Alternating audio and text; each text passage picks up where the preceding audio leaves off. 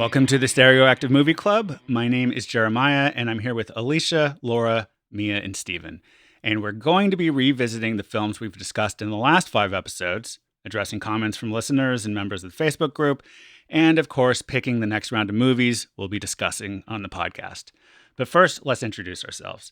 So, Mia, have you watched any movies since we last recorded?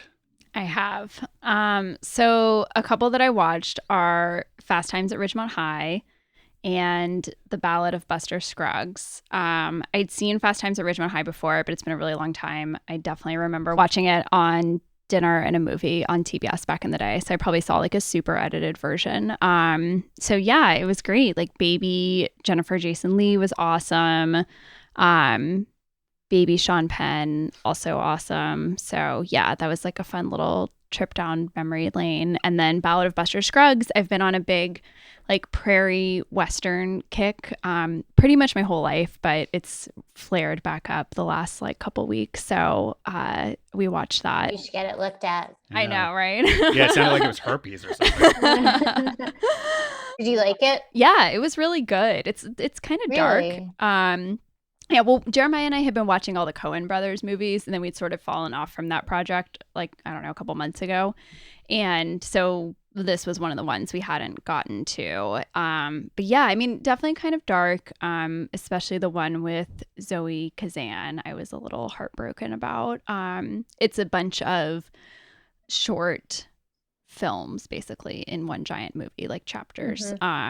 So for folks who haven't seen it. But yeah, I definitely recommend it. I think if you like the Coen brothers, you'll like it. If you don't like the Coen brothers, you probably won't like it. If you don't like the West, you also won't like it. But yeah, those are my movies. So let's talk about Fast Times for a second. To me, I feel like it's so dark.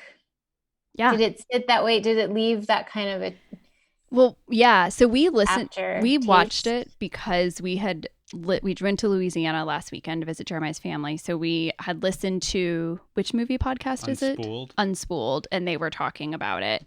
And they were also like, oh, compared to all these other 80s teen movies, this one is so much, I don't know if they explicitly said it was dark, but like more realistic. And it's not a rom-com. It's not like, oh, this happy ending at the end. It's more of like very slice of life, which, you know, Cameron Crowe wrote the book that it was based on and it was him pretending to be a high school senior for a year and shadowing these kids. So makes sense.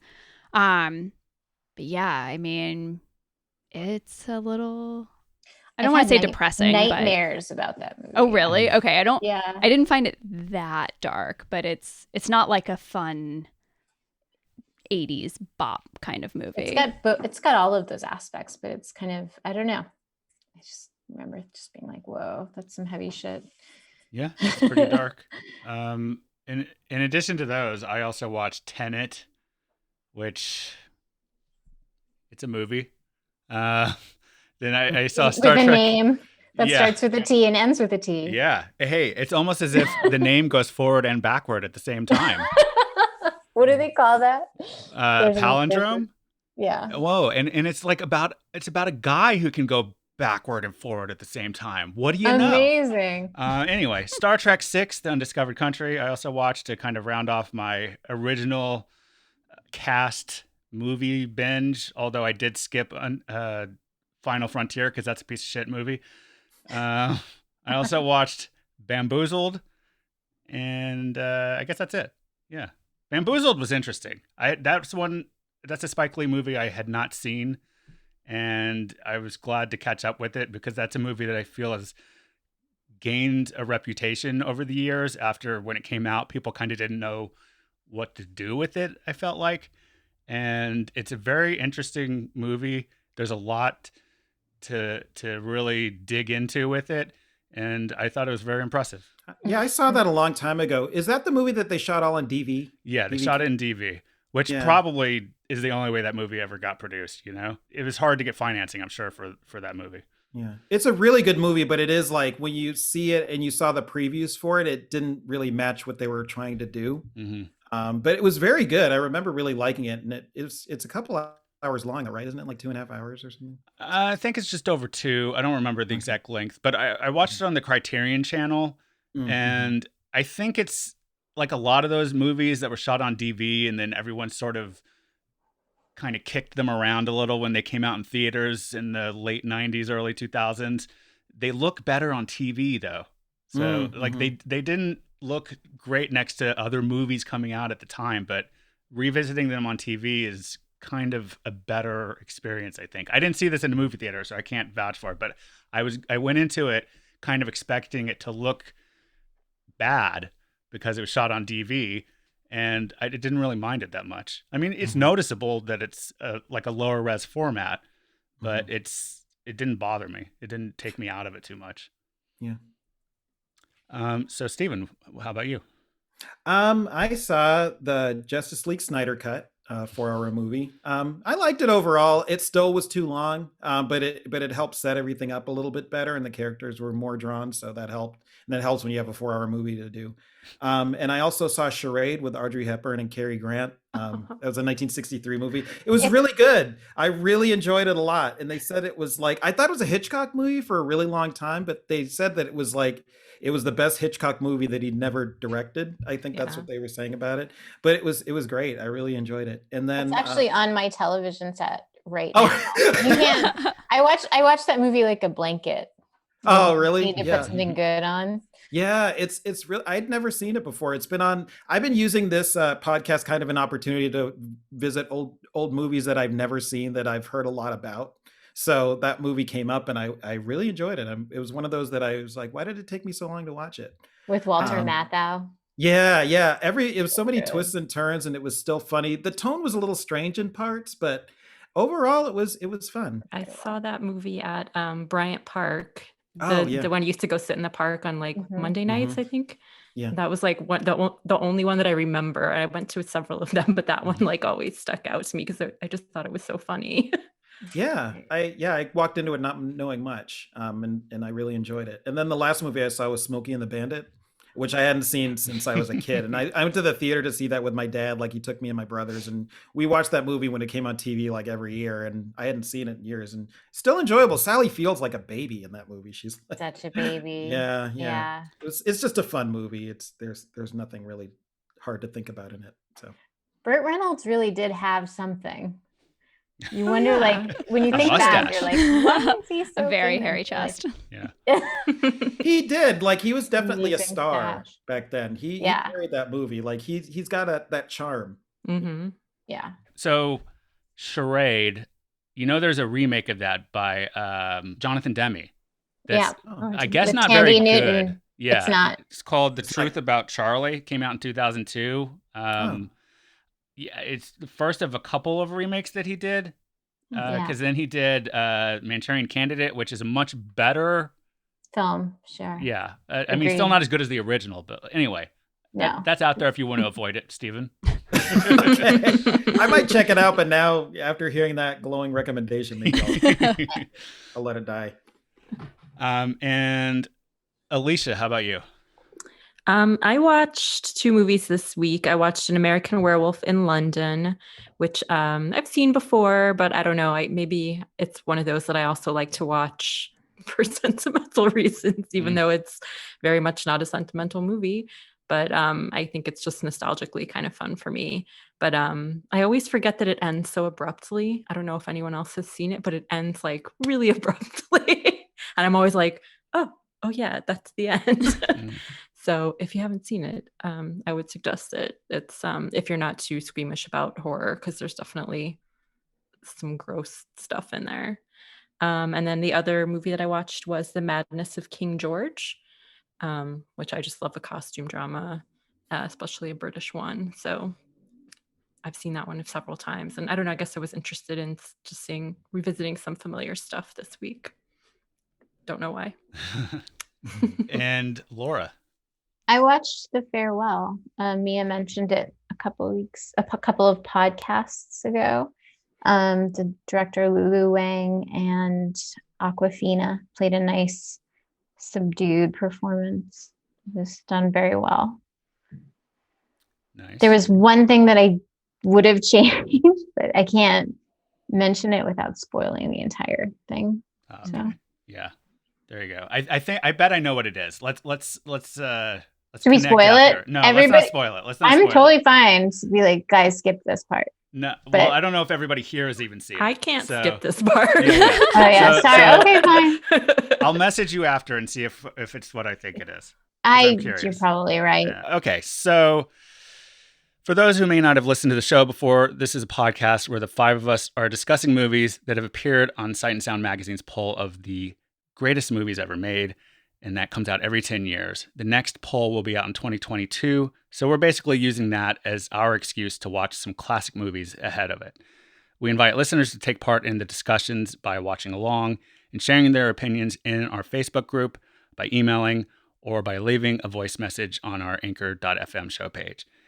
And this week is sort of an in-between episode. We thought that after discussing 5 movies in a row, it might be a good time to look back on those and respond to some feedback we've received so far before picking the next round of movies we'll be focusing on.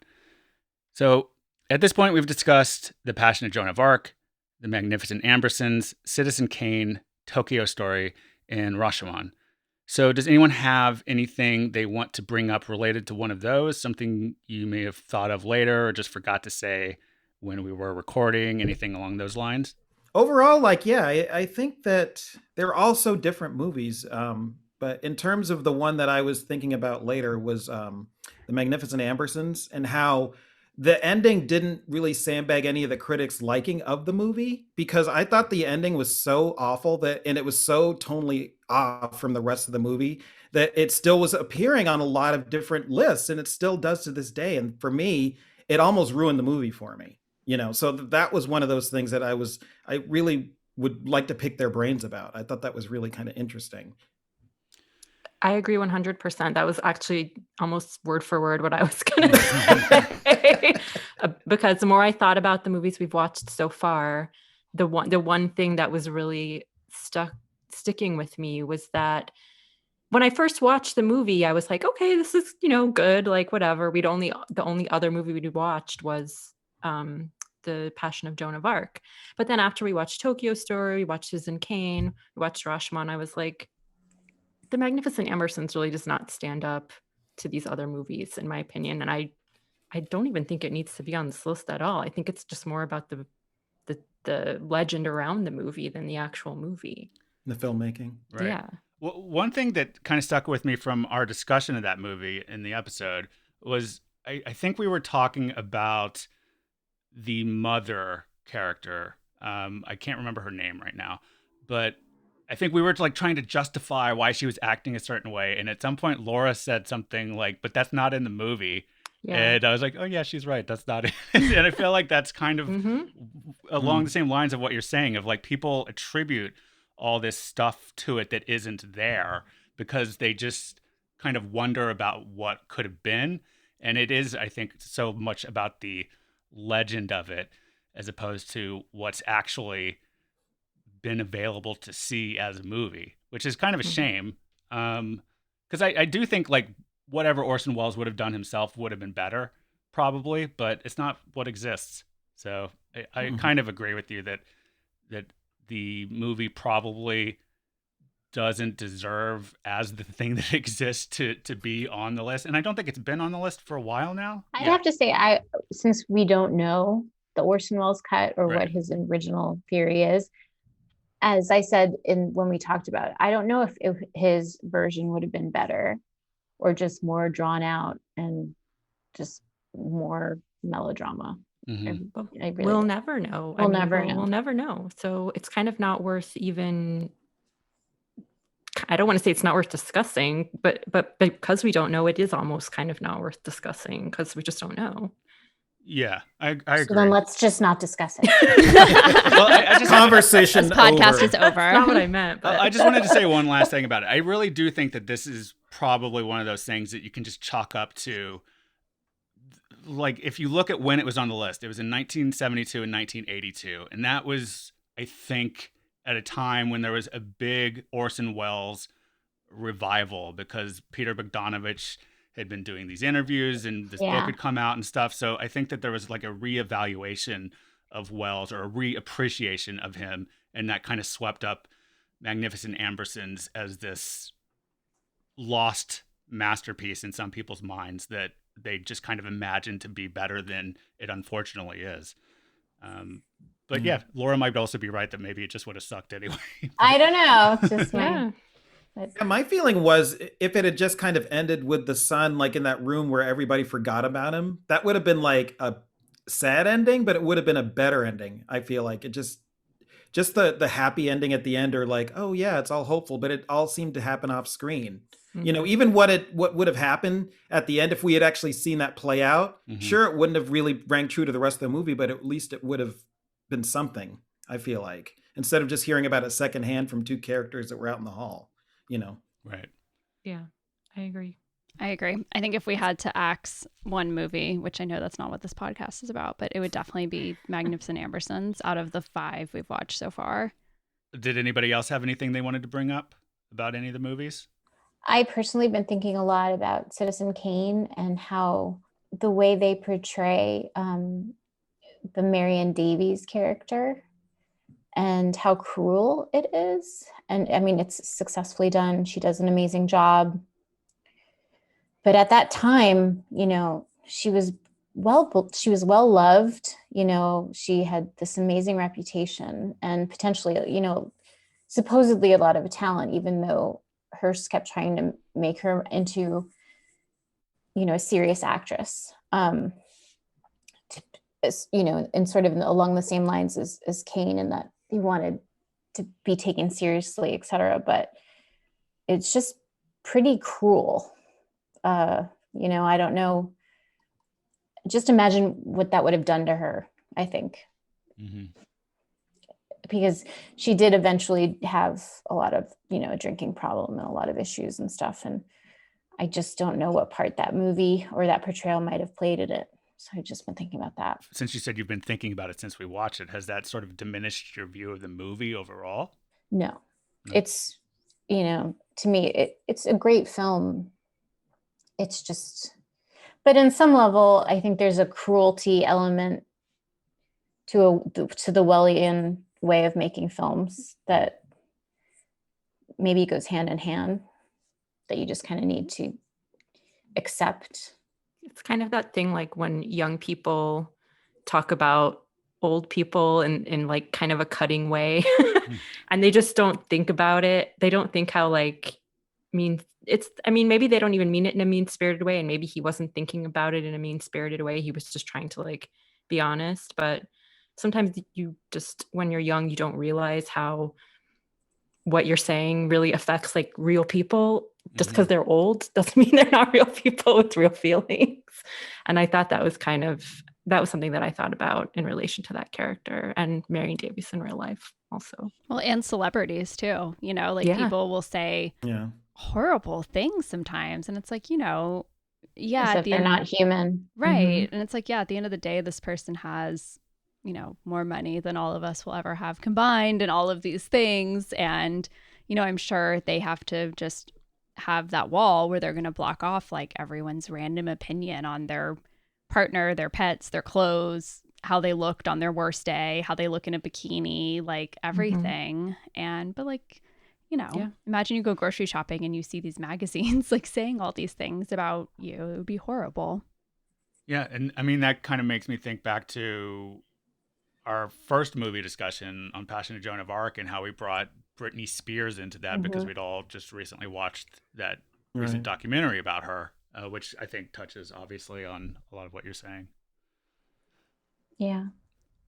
So I was going to bring up something also related to Citizen Kane because I totally had forgotten about this, but for some reason it came to mind in the week since we recorded that who's seen Velvet Goldmine? I've seen it. Yeah, okay. I've seen it. So, I mean, that movie basically lifts its structure straight from Citizen Kane. It's basically the same, like, frame of a story, you know? So does Eddie and the Cruisers. I've never seen Eddie and the It Cruisers. does. Okay. It's the same. That makes something I read about it earlier make more sense, where someone called it a mashup. They called The Velvet Goldmine a mashup of Citizen Kane and Eddie and the Cruisers, and I thought they were just talking about like the music from it, because I've never actually seen that movie. But okay, that makes more sense now. Yeah. But I guess that got me thinking, though, because we talked on the podcast a lot about how he's just kind of a shitty person, Kane, and for some reason thinking about it in parallel to Velvet Goldmine made me think about like what I like or remember about the Velvet Goldmine, because I haven't seen that movie in probably 15 or so years, and I don't really remember that much of Jonathan Rhys-Meyers in that movie. I remember more like Ewan McGregor as the Iggy Pop type character. I remember Christian Bale even as the reporter or writer who's like trying to get the scoop on what happened to this guy, Right. and which is in itself is kind of something that's different from Citizen Kane, because as we talked about there, we don't really ever clearly see the reporter. The reporter. He's barely a character. He's just more sort of like this narrative through line for us. But that got me thinking that like even in Citizen Kane, as big a character as he is, and as despicable as he ends up being through and through, really, like, to me, even if you don't like that character, all the other characters we meet along the way are just as valuable and interesting. Like Joseph Cotton's character is super interesting. I think even Bernstein, for the little bit we see him, is interesting. And then the Marion Davies character is probably the most developed of the lot, I would say. And I don't know. It just got me thinking about that, is that he's almost like sort of half a MacGuffin of just like trying to get you to all these other places and other people to view. Yeah, it's been a long time since I've seen Velvet Goldmine too. I'm trying to rack my brain to like remember details from it. I remember really enjoying it because I really loved Ewan McGregor. Just in general, that's the only reason I even saw the Star Wars prequel movies, because I love Ewan McGregor. But yeah, no, that's interesting. Yeah, I hadn't thought about him in that way, the character of Citizen Kane in that way, especially compared to Velvet Goldmine. I hadn't made that comparison at all. But yeah, I think that's valid. I remember really wanting to like the Velvet Goldmine and just sort of not. I love the director Todd Haynes and I felt like I could tell what he was trying to do, but I think, and I'm not 100% sure, but I think it was going to be about Bowie, but then all the Bowie rights got taken away, and so he had to create this other thing. And this is what we've got. And I just never really dug it all that much. I'd rather watch a Suede video, like like Metal Mickey, and hang out with that. Right. Well, that's my understanding too, though, is that he wanted to make a Bowie movie and then couldn't get the rights, or I don't know if he had them and then lost them, or he just never was able to get them, but right. Went this way instead. And I think there were threatened lawsuits anyway, because he's like, you're obviously making a movie about me without making a movie about me. Anyway, so it seems like it's the Wells movies that we have thought about the most, maybe then. I don't know. Interesting. Yeah. Well, how about we just go around and just like say that? Because I would think that for me personally, even though like I brought up Citizen Kane and we talked about it here, the movie that I've thought most about is probably Tokyo Story. And I don't know if that's because it was the one that was new to me out of the bunch, or just that it was like in some way it had the most potential for me to like think about because it was new, I guess. So I'm just going to answer my own question and say that's what it was. But anyway, was it Citizen Kane or Magnificent Ambersons that you thought about the most, or was there another movie you thought about most? I think I probably ended up thinking about the Magnificent Ambersons the most, just because it, as I said before, the further we got along in the process, the more it like bothered me that it was on the list. And maybe this is like more of a comment for the conversation about the list itself. But I just feel like, especially since there's no female directors and there's no like people of color that have directed any, or, there's no films that have been directed by people of color on the list. I mean, there's a few films by Asian directors, but like other than that, there's no like Black directors. There's no like Native American, you know, like there's not a lot of diversity on this list. So especially considering that, I feel like this movie does not need to be on it there. Right. But as far as what movie I appreciated the most, definitely Tokyo Story, because yeah, like the same reasons as you probably. I had never seen it before. It took me by surprise. Even like while I was watching it, it took me by surprise, and I really loved it. And it's at the top of my list so far. I'm doing my own ranking as we're going through, and Tokyo Story's at the top, and Magnificent Ambersons is definitely at the bottom right now. Gotcha. And Mia, what movie have you thought about the most? I also probably thought about Tokyo Story the most. I think it was so like slow while you're watching it, but it just left me with like so much to really reflect on and think about later. And I definitely had similar thoughts to you, Alicia, of when I was thinking about like what would I say about this poll is like, I mean, you know, I think I said this in the intro one, but like there's no women, there's an appalling lack of diversity on this. So then when you see like a just not that great movie by a man, I'm like, oh yeah, men have made a lot of bad art and it's held up by directors and critics.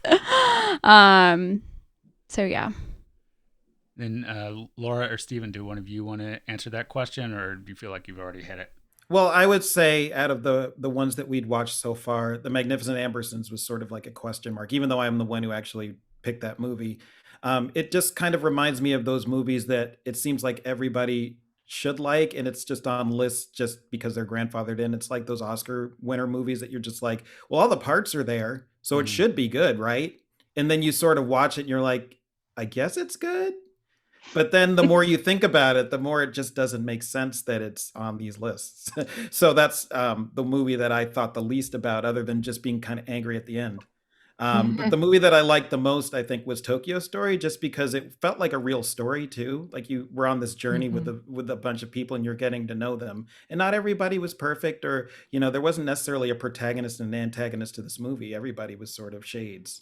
So I did kind of appreciate that a little bit more. And you kind of wanted to see where it was going, even after the movie was over, what happened to everybody. So I did like that one the most.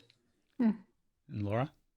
I thought the most about Citizen Kane. I think that also has a lot to do with Mank being up for so many awards right now. And it's just, you know, it was a very arresting film that stays with you, the performances and stuff. But what I would say I enjoyed the most was The Passion of Joan of Arc. Not enjoyed it as much as I think that film is my top of the ones that we've viewed. There you go. Because it's about a burning of a person, so I can't say enjoyed. Right. That was a running theme through that episode, as I remember, that we kept feeling weird about saying enjoyed or liked or loved or anything. Yeah. So now that we have watched these 5 movies, I'm curious what everyone's thoughts are, and we've kind of already started to get into this, on the whole Sight and Sound poll. Has watching these films given you any appreciation for it, or it sounds like more the opposite in some cases maybe, or maybe I'm overgeneralizing there? Is there anything you're hoping for from the films on the list as we continue to move forward and watch more, or is it too soon to tell? And Alicia, do you want to start us off, since you kind of already got the ball rolling a little bit ago? Yeah, my biggest complaint with the list is something we already talked about, the lack of diversity on there. And I think there's a few movies that, like Steven said, are just kind of grandfathered in. And I was thinking about this earlier today.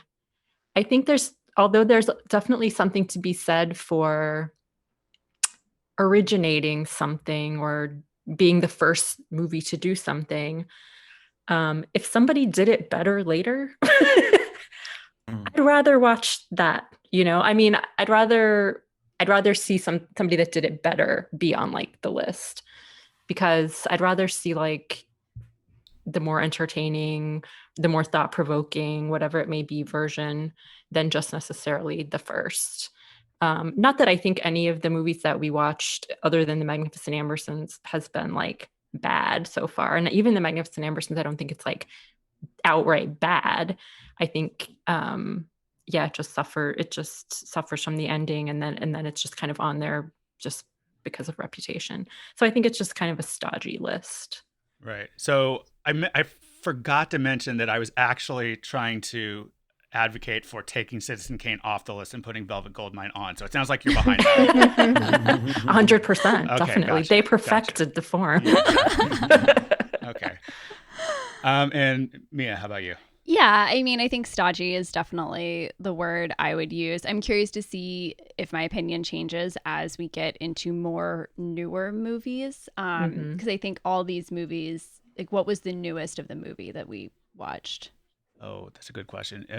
I think it was Tokyo Story. Right, which was was what, that 1954, 52? 53. 53. Okay, Yeah. so I mean, we didn't watch a single movie from the last 70 years, and I know there's no movies from this century on the list, I believe, and no The movies last from film was on there from 1980. 1980. Yeah. So I think overall, I certainly hope when they do the poll again next year that there's some movies from the last 40 years on there, and that some of the maybe older ones that are more on there because of the story or not the story, like the story around the movie, I meant, not the story in the movie, are bumped down or off. I certainly hope that there's more diversity in the stories that are told and in the people who are making those movies. Lora, how about you? It's definitely given me a huge appreciation for the list and learning from it. And I mean, it's flawed. Anything, it definitely needs more diversity. All that stuff you guys are saying is 100% true. But the fact that I'm getting to see these films, I just think anyone who really cares about film should understand, like Rashomon. I didn't enjoy it, but it has launched, 1,000 movies. So many different, TV shows have taken the form. All these things have come from it. So it's good for someone like me who cares about, and not to say that you guys don't, I'm not saying that. I'm just, it's just, I really appreciate sitting down, watching it, having it in context for the time of when it came out, what it was up against, and how it was received, what happened. I'm enjoying that aspect a lot. Steven, how about you?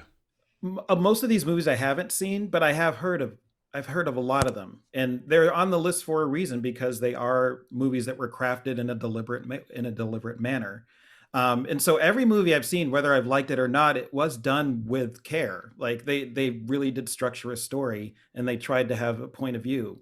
And if you have a doubt for that, just watch kind of any movie that you see like on TBS that was made, or a movie you see on an airplane. And a lot of those movies are just sort of like, they're kind of are there, but at least these movies you can talk about and you kind of have an opinion on, even if you liked it or not. It's still something that, was crafted well. So I am enjoying the list, and it's also caused me to kind of look at other movies that are around that time period just to see, the differences between some of the movies that were made. Like, even if your movie was made in 1954, they're not all going to be like Tokyo Story, or 53 are not going to be like Tokyo Story. So it's just interesting to see like what kind of rose to the top for that specific year even. So I am enjoying the list, even though it's some of the movies I wouldn't have necessarily chosen. But I am getting a lot out of it. And I'm also looking forward to seeing a color movie because we haven't seen one in color yet. So. That's true. I hadn't thought about that. Yeah, I do think it's worth pointing out that Magnificent Ambersons, which has gotten the most flack in this episode, hasn't, like, again, I know I said it before, but it hasn't been on the list in close to 40 years now. The others have been. So those ones have been in the top 10 in 2012. I think all the other ones. Well, Rashomon was on the director's list, but not the critics list. So I think that's worth recognizing that 4 of the 5 movies we watched so far are still considered like classics pretty universally and have been on the list recently, in the most recent one of these 10-year lists. But I think that gets to something for me. I like that this thing is supposed to be a time capsule of what is influential or considered influential every 10 years.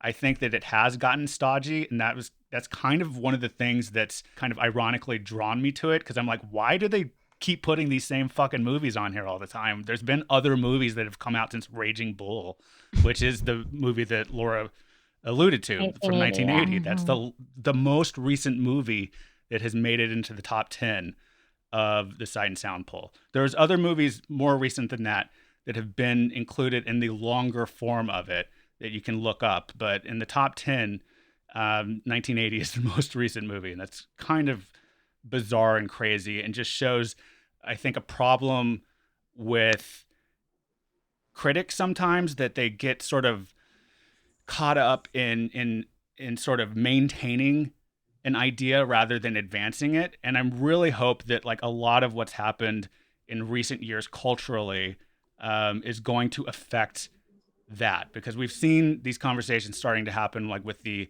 Academy Awards to some degree. I would argue not enough, but it's at least good that they're making motions towards that, of like inviting more people in. And there's been a lot more discussion of building diversity in filmmaking, both in front of and behind the camera. And going back to the Oscars, just because it's a very visible marker of it, there's been more people nominated in the big categories.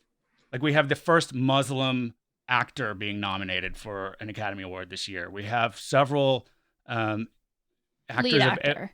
Lead actor. Yes, Yeah. You're right. Lead actor. We have several people who are Asian who are nominated, and I don't think that that's happened before to this degree. So I do think that there's motion in the right way. It's never fast enough, but again, like that's why I've always been sort of drawn to paying attention to this stupid list that comes out every 10 years, because I love it, even though it's kind of dumb at the same time. And I love it because I think it shows things that are worth going to. And I agree with both Lora and I think Stephen kind of pointed that out too, that it's a good resource of things to look at. But I think it's also a good marker of what needs to change. So that's why I'm curious what will happen next year. I just wanted to say that I do think also that there's so many films that are important that are on the list. And I am enjoying, and I do appreciate the list. I don't want to make it sound like I think this list is, bullshit or something, and I don't want to watch these movies. Fuck this list. Yeah, I don't feel that way at all. I just think I just think it needs some tweaks. But also, it's a good thing to keep in mind that like women and people of color, like in the era when movies were first being made, probably the first 70 years of filmmaking, were not being given the opportunities to make these movies. So that's probably another reason why they're not represented on the list. First, let me say, Stephen, I take deep offense at your offense of plain movies. So I just want to put that in there.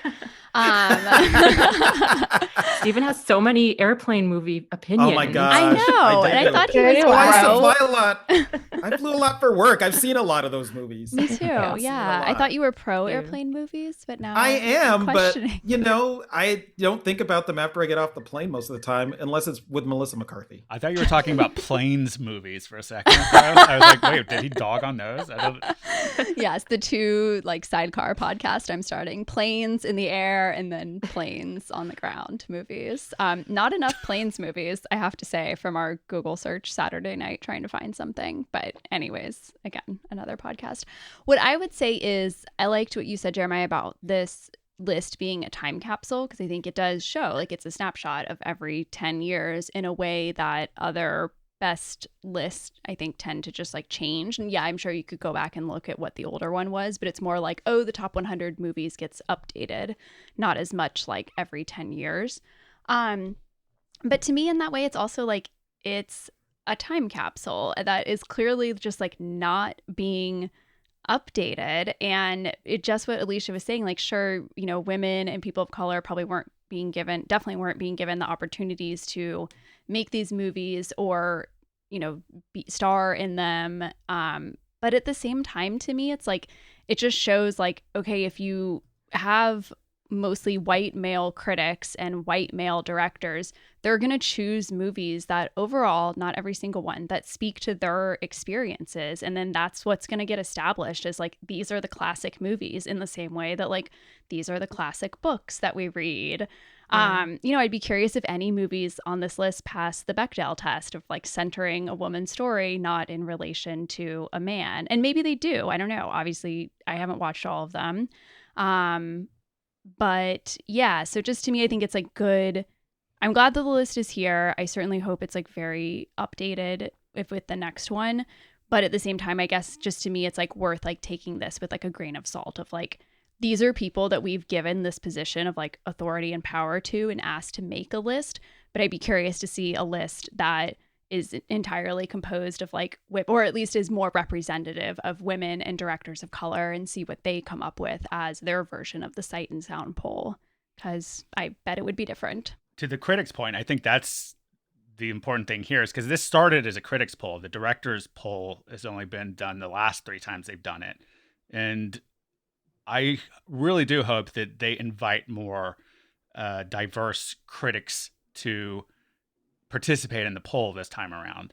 Because I do think that's another part of the discussion that's happened in recent years as far as movies are concerned, is that in addition to people needing to be employed in front of and behind the cameras, there need to be critical voices who can lift things up, like you're saying. That has been part of the discussion in culture. So it'll be interesting to see if Sight and Sound sort of acknowledges that and actually does something about it, and hopefully makes their list a little more relevant. Because like, I really do think it's stupid that Raging Bull is the most recent movie. Like, it's so dumb. I wouldn't say so if it was dumb.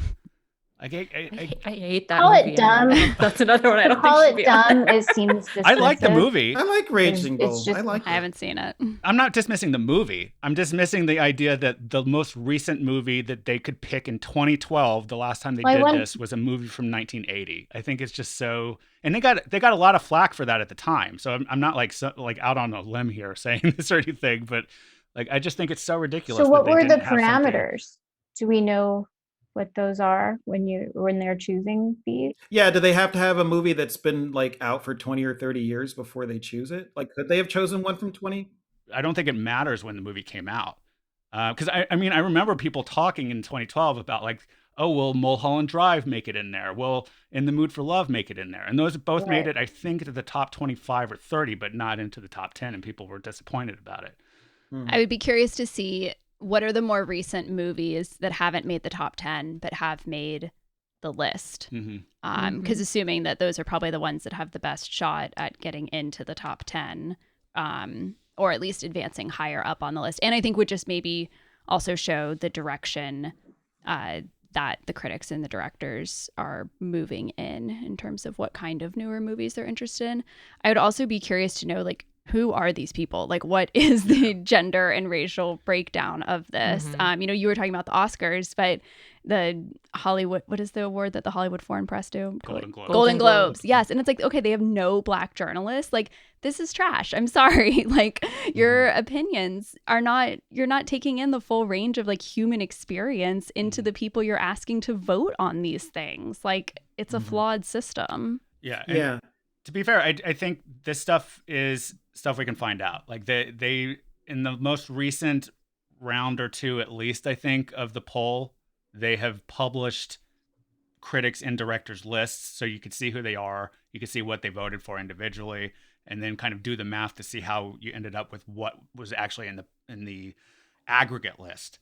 So I do think that's something worth looking into. I'm going to go ahead and pitch something to you guys on mic that I can cut out if nobody goes for it.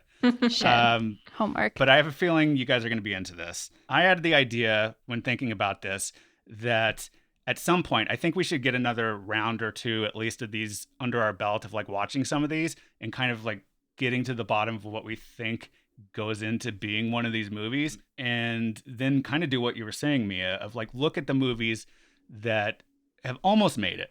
And also movies that have come out since 2012, because I think there are certainly movies that are probably good enough to really be considered. And maybe do a round where we nominate a movie that we hope will be on the 2022 list that has never been. Or like say there has to be something since Raging Bull or something like that. Yeah. Like literally for that. There hasn't been like a new movie in the top 10 on my lifetime on this list. That's crazy. Wow. Yeah. Me neither, Mia. Me neither. I'm sure none of us. Yeah. I'm 25. It's a shame. It's a real shame. Yeah. How about we get to our listener feedback? So we do say this every episode, but we don't want this podcast and the five of us to be all that the Stereoactive Movie Club is. It's just part of it. But what we want it to be is more of an open discussion for people who do just like movies. And it's been great to have some people really take to that idea in our Facebook group. I think we've all enjoyed both the feedback we've received on the show, but also the conversations that have happened there to some degree independent of the podcast aspect of things. And we have some questions and comments from people that we wanted to highlight here. I think this one is very relevant, the first one. It kind of has already been touched on earlier in the show and just now in what we were talking about. This is from Charlie, who said or asked, considering how the panel has a nice balance of women on it, I'm interested in overall thoughts on the portrayal of women in the 5 films. Joan, Susan, Tomi, and Shige, the wife in Rashomon, and to a lesser extent, Isabel Amberson, are all memorable depictions of women. As women in a very different context from those in the films, how did the depictions resonate with the panel? What is frustrating about the depictions? What is most interesting about one or some of them? So would one of you want to take that first? I've said it before, and when we've also kind of ragged this movie to death a little bit, the Magnificent Ambersons, the portrayal of women, all of them in that movie just made me want to punch someone. Like from the ridiculous mother letting her brat son, holding her to her bosom and just petting him while he has a little tantrum, or the girlfriend that is like a sociopath but also semi in love with the dad, and the hysterical aunt that they probably prescribed tons of drugs and a vibrator for in her Freudian therapist office. I mean, they were just none of them had agency, and it was really frustrating to watch. I didn't feel that in the other films. I was struggling with Rashomon just in terms of how the acting was, so that I'm just sort of putting that aside, because I think in a way I'm still making sense of that film for myself. I respect it. It definitely stands the test of time, but I wouldn't go into the portrayal of women in it because I'm not sure 100% how I feel about it yet. And with Joan, she was so much smarter than everyone. And I think that's what bothered everyone. Every answer that she gave just had the perfect amount of just pious, like, honesty, and also like a fuck you to everyone and all of their bad motivations for asking her the question. And it's essentially what got her killed, I felt. So that was my take. I agree with you, Laura. Like, she's very smart, and I think is the one who's the most, like, I mean, in Tokyo Story, there's this too, but like, she's so singular. Joan of Arc is so singular, where I feel like she's the one out of all the movies to me who's like really standing on her own 2 feet and like making her own way in the world, where the women in Tokyo Story, not that they aren't, especially I think it's Shige, she's the beautician one, right? Yeah, like, she's totally like, I run the show, I wear the pants in my relationship, I'm the boss of this. Like, obviously she's doing it, but she's still part of this like web of her family and the web of her business and web of like the greater society around her. The women in Magnificent Amberson are all terrible. God, that movie is like a fever dream to me. Like, just like none of the reactions made sense, either too elevated or not elevated enough, or it like reminds me of like a David Lynch movie, actually, now that I'm thinking about it. So yeah.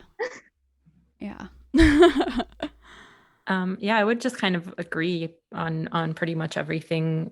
Yeah, I mean, in the Orson Welles films, the women are just they're just someone's daughter, someone's love interest, someone's mother. They're not like their own thing at all. They're only there in relation to the male characters.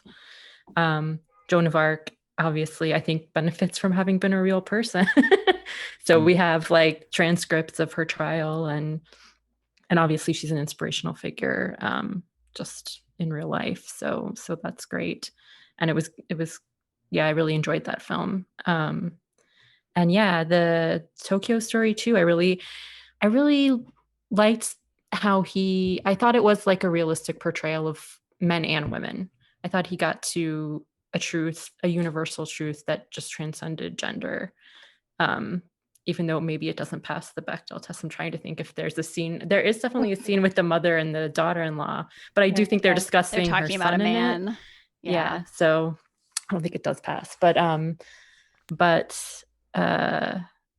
Yeah, and then Rashomon, I'm kind of on the same page with you, Laura. I don't really know what to think about the portrayal of the woman in that film, and I think it's also because it was directed by a man that she gets her say, but I don't know if I believe that that's necessarily how a woman would have behaved in that situation, even given the historical context and everything.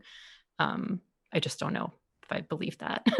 So I think as long as you don't have a real person to draw from, or a real female giving you like valid input and you taking her input about the female characters, I don't know that you're ever really gonna, I don't know that a man is ever really gonna fully be able to get to the truth of the way a woman would react in a situation.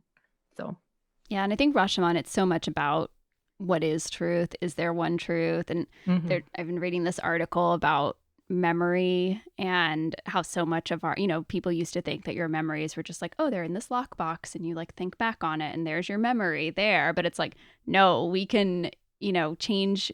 I could change your memories by using different words when I'm asking you about it, or, just the way that you and your emotions tie into it. So to me with Rashomon, yeah, I just feel like I don't even know what her true portrayal was in that movie, because it was all these different stories there. Yeah. So that one's harder. I feel like I need to think about it more. With her though, it was kind of interesting because like you felt in a way that she was saying how she thought society wanted her to react to this. And that, she was not like she was making it up, but just like she knew what she needed to tell everybody else to have them believe her. And they needed to she had to kind of come to terms with that. So we really don't know where she was coming from and what really happened when you think about it. Yeah, she was trying to, just like the men, she was trying to cast herself in the best light. Right. And when she was giving her side of the story. But then when the men were giving their side of the story, it was like she was manipulative. She was, she was enjoying it. She was whatever, which are things that you have to always, if you're, hopefully men do it too. But if you're a woman, you're definitely going to be like, yeah, I don't know about that. I don't know about that. And then from Teresa, after our episode on the Magnificent Ambersons, she asked, has it ever been revealed what the original ending was supposed to be? So I'd actually been wondering that too, and I tried to look it up. As far as I can tell, I think the answer is essentially no, but I think that's largely because Wells may not have known what it would be himself, which I was kind of referring to earlier. I believe he wanted to reshoot or recut the ending that he'd originally made because they'd had that test screening I think we discussed, and then he just wasn't given the power to be the one to control how they redid stuff. That's kind of what happened there. So we don't, I don't think it's necessarily as simple as the ending he shot and screened was what we would have seen if he'd kept control. Like he might have done something completely different. I think we could surmise a few things from it, though. I think, sure. From the interviews with Bogdanovich and just the way that he wanted the decay of the family portrayed, I don't think there would have been any happy ending for George. Yeah, totally. I mean, yeah, he was on the record as saying that kind of thing. Sure. Yeah. Yeah. That's what I meant. I think there's this misperception sometimes, and this makes me think stupidly of the Snyder cut of Justice League, of like people who don't like work in movies a lot of times think it's just like, okay, you shoot a thing and then you put it out, but that's not really how it works. And that's not how they were doing that movie. They had a test screening. Nobody liked the way it went, including Orson Welles, who was going to make changes. He didn't get to make the changes he wanted, so the studio made the changes they wanted instead. So he didn't make anything, and he was able to then talk about it for 50 years after that of like, I would have made the perfect movie, which maybe he would have. We don't know. Maybe. But I did find this interesting. I had not seen this before. While I was looking into this, I saw that in his interviews with Peter Bogdanovich, which for people, he was like a big acolyte of Orson Welles, and he put these interviews together in a book called This Is Orson Welles. But he said that he'd even planned to shoot a new ending for it in the 60s, I guess, decades later, with the cast that was still alive at that time. And it would have had a different ending with them all 20 years older. And that would have been Joseph Cotton and Baxter, who played that sociopathic daughter that Laura just does not like. My favorite part. Yeah, Agnes Moorehead and her vibrator, and Tim Holt, the shitty son.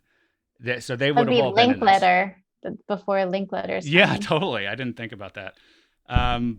But yeah, so I think that would have been interesting. But apparently this guy, like, there's someone who was going to buy the movie and let Orson Welles do this, and then he just sort of disappeared. So who knows if this is even real? It could be like one of those Orson Welles drunken, like, he was pretty batty back then at that point. Yeah, totally. Sure. So who knows? I can only imagine what the hair would have looked like in a 1960s version of this, and I just don't want to see that. Right. So what would have been the ending then? I'm so curious. Like, is Lucy and her dad, that's the only part I have like teased out in my head. They would just be like, this is still creepy, like father, like daddy-daughter couple living in some house together. Like, what would George have done? Just been like a lawyer this whole time or something? Like, what does anyone have any ideas about like what this end would have been? No idea. Yeah. No idea. Well, they would have had a kid probably, and maybe the kid would have been a jerk too. George would have been in a wheelchair, and they would have been walking down the street, and he would be asking for money, and all of a sudden she'd recognize him, and they would fall in love again, even though she hates him because he's pretty hateable. So that's what would happen, I think. I believe it. Yeah.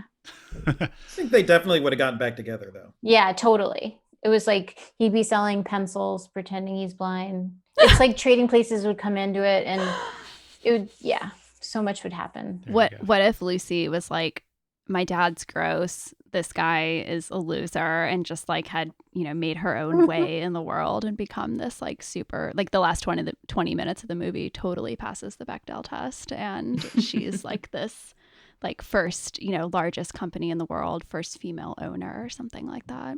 She got off the drugs. She wouldn't know how to spell that.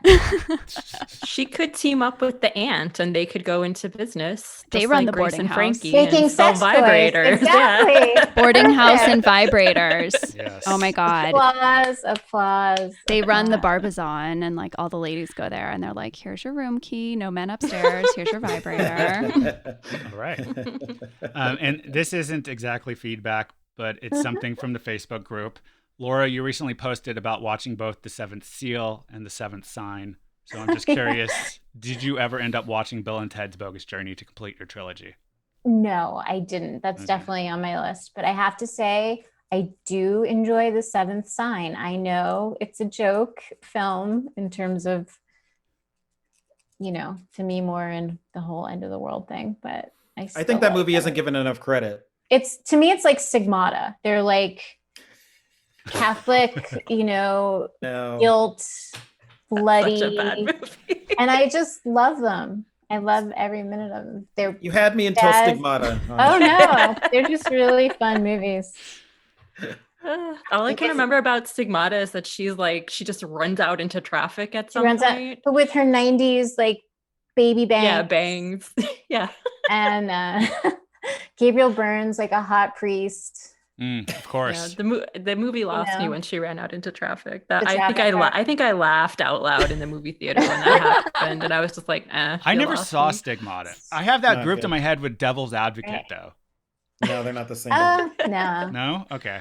Yeah. I saw that one, so I guess it's not that. Wait, can I say a Bill and Ted thing real quick? So, I should watch that. Yeah, something in the podcast about Fast Times at Ridgemont High, they pointed out that at the end, when Mr. Hand goes over to Spicoli's and they're going over history, they're like, this is how Bill and Ted started. Like, this is totally the genesis of that. And I was like, oh my God, my mind is blown. So if you feel like rewatching Fast Times at Ridgemont High, just keep an eye out for that scene. And you know who one of the historical characters is in the first Bill and Ted? Spicoli. Joan of Arc. And Spicoli, shit. yes. Played by Jane Wheatland, my favorite go-go. Is that who that was? I never put that together. Yeah. Oh, wow. Did anybody see the most recent Bill and Ted? Yeah. Yeah, me too. It was okay. It was whatever. I haven't. Me neither.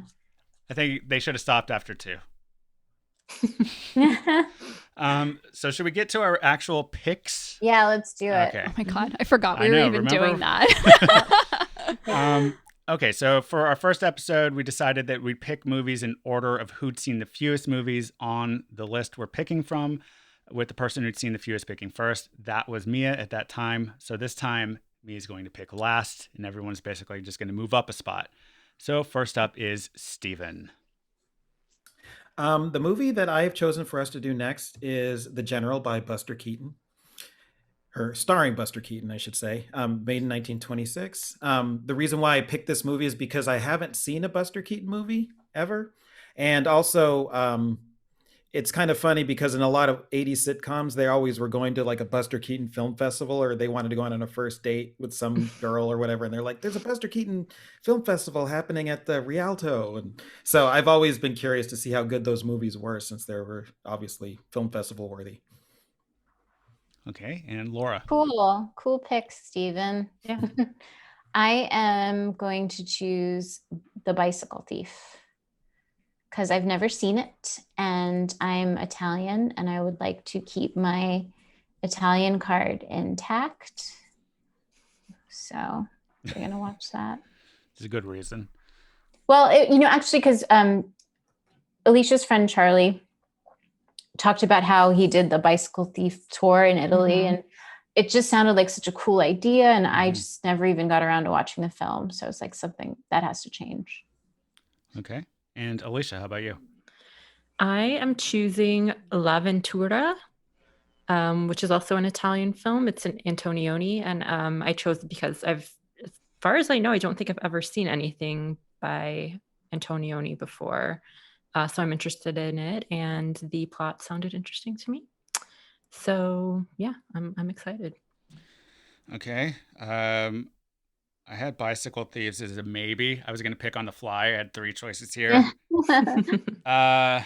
Since we talked so much about like the recency issue, I'm going to pick one of the more recent movies on the list that I haven't seen. It's still from only 1975, though, I think. Mirror by Andrei Tarkovsky. It's a Russian film. We're going to be getting esoteric in this round, it looks like. Yeah. Between Alicia's pick and mine, especially. And Mia, what is your pick? So my pick is very on theme, and it is The Godfather. So hey. Yeah, I'm shocked. I was like, oh, someone's totally gonna pick this. So yeah, Godfather 1, because on the poll there's Godfather 1, Godfather 2, and then Godfather Parts 1 and 2 is also a separate entry. So just Godfather 1 to keep it straight and simple for us. So yeah, and I picked this. I've seen this movie before. I love it. It's been a minute since I've watched it though, so excited to see it again. And now excited to just like think about Italy and Italian food for the next several weeks. As Italian American, growing up in Queens, I always felt sort of like I was in a way cheated out of culture. But it's just, in truth, it's just something very different, where food and family has always been part of it. And the mob films is also a part of it. It's interesting how little I know about Italy and the culture there. And they're just so separate. It'd be interesting to combine the two in this round. There we go. And we have a special surprise for our listeners. We invited a friend of all of ours to join us in this upcoming round. Our buddy JPK also picked a movie, and he'll be joining us for an episode where we'll be discussing that pick. So here is a clip of JPK telling us about his pick and why he picked it. Hey, this is JPK, and I'm sitting in with the Stereoactive Movie Club, and the film I chose is John Ford's The Searchers. And I guess the reason why I picked this movie is because, is this still an important film?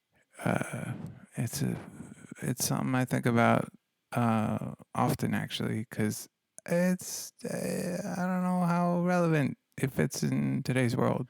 But yeah, I hope I guess we'll figure it out. I don't know. All right. I'll talk to y'all soon. Take it easy. Bye. I love That's JPK That's so exactly how much. I thought he was going to do it. That's It's exactly what I perfect. expected. What a great choice. I love it. Yeah, I'll have some things to say about that. Me too. It's sort of a planes movie, so that'll be fun. Yeah, Sure. somewhat. And any final thoughts from anyone before we go? I'm glad we're doing a comedy. Yeah.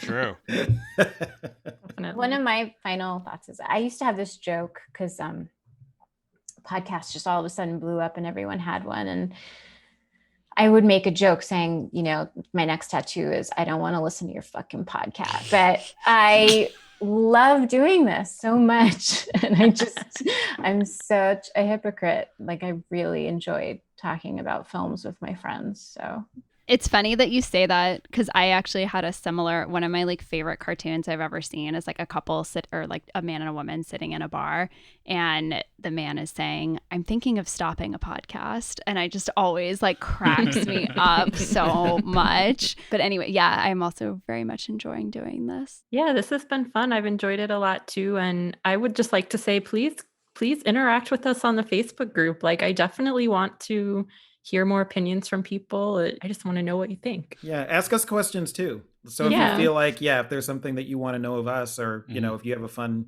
like question about our favorite movie or which movie we hate the most or anything like that, then add it. Yeah. I'm curious to know what people think about the Sight and Sound poll too, because obviously we all have our opinions about it, but I'd be curious what the folks out there on Facebook think. So that's it for this episode of the Stereoactive Movie Club. We do invite you to join us in that Facebook group, and you can also email us at stereoactivemovieclub@gmail.com, or you can send us a voice message on our show page at anchor.fm/stereoactivemovieclub. Thanks, everybody. Bye. Thanks, guys. Thank you. This podcast is produced by Stereoactive Media.